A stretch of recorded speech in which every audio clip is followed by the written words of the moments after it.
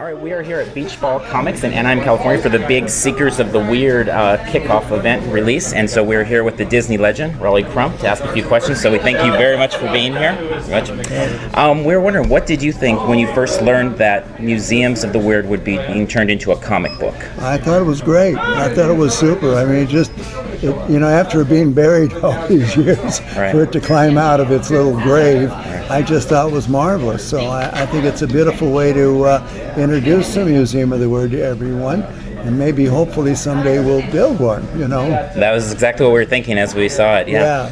What did Walt, when you introduced the idea to Walt Disney, what did he think about the drawings you saw? What did he say? Well, it was an interesting story, and I'll try to keep it short. We had a meeting with him on all the ideas that we were doing for the Haunted Mansion. And I had come up with these little weird drawings because I always felt that the mansion was too corny. I felt that it needed some kind of surrealistic qualities to it. And I had seen some movies, Fellini movies, and things that I felt had a lot of imagination in that area. And so because of that, I was influenced to start doing little sketches that represented some of the films I had seen. One of them was the French director that did the film Beauty and the Beast back in the 50s, and his whole castle was human arms holding torches and faces on the fireplace with smoke coming out of them, and I thought that's the kind of stuff that should be in here. So I was presenting it to Walt, and he said, "Yeah, Rolly, but how are you going to use it?" I said, "I don't know." And he said, "Yeah, why did you? Why, he was just asking me why I did all this. I just kept saying, well, I think that it needs some surrealistic quality in it, So he and I went back and forth with all the models and sketches that I had, and finally said, "Okay." And he said, "I'm out of here," and he went home. Well, the next morning at 7 o'clock, I came to work, and Walt's sitting in my chair, and the first thing he said to me was, "You son of a bitch." And I said, "Oh, whoa, what's that?" And he said, "No," he said, "I didn't get an ounce of sleep last night because of all those weird drawings you showed me." And I said, "Oh, God, I'm sorry." He was still dressed in the same clothes that he wore the day before, so I realized that he hadn't changed much. So he said, "But you know what?" He says, "I figured out how we're going to do it." And I said, "You do?" He says, "Yeah, we're going to make a museum, and it's going to be called the Museum of the Weird." And he says, "And you can do all the weird stuff you want, and we'll put it in the museum." And he says, "And what we'll do is we'll tell the public and all of our guests that these weird things came from all over the world." So it was his idea. I mean, Walt would take something that you were doing, and then he'd take it to the next two or three levels up above. So that's an awesome story. It's a beautiful story. It enhances it a lot. How did you feel as time went on and the project didn't go forward? Well, there was a lot of reasons why it didn't go forward. Walt passed away.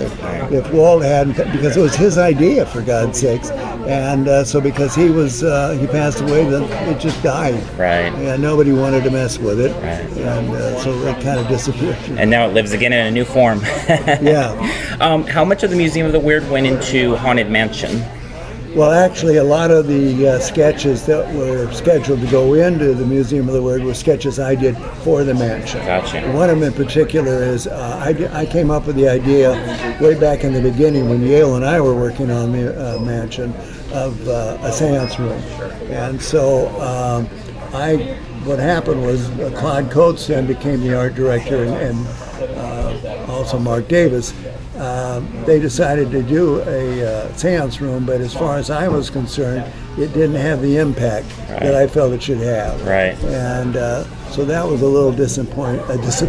They borrowed a few things that I did, like the organ player and everything. Right. So I just felt kind of bad about it. Right. Seeing it come to Seekers of the Weird now and making that transition, what did you think of the first comic book of Seekers of the Weird? I thought it was great. Okay. I think what blew me away, which I thought was fantastic, that they used almost all the little pieces that I had designed, and they they intertwined them. Right. And I'd look and I'd say, "Oh wow!" So it was kind of it was a pleasant surprise, and I thought it was great. It's a great tribute. It's very fun. One last question? Did you have any comic favorites growing up, or any comic book characters? Yeah, I did, in which I have a very sad story to tell you. I had the original Superman and Batman comic books.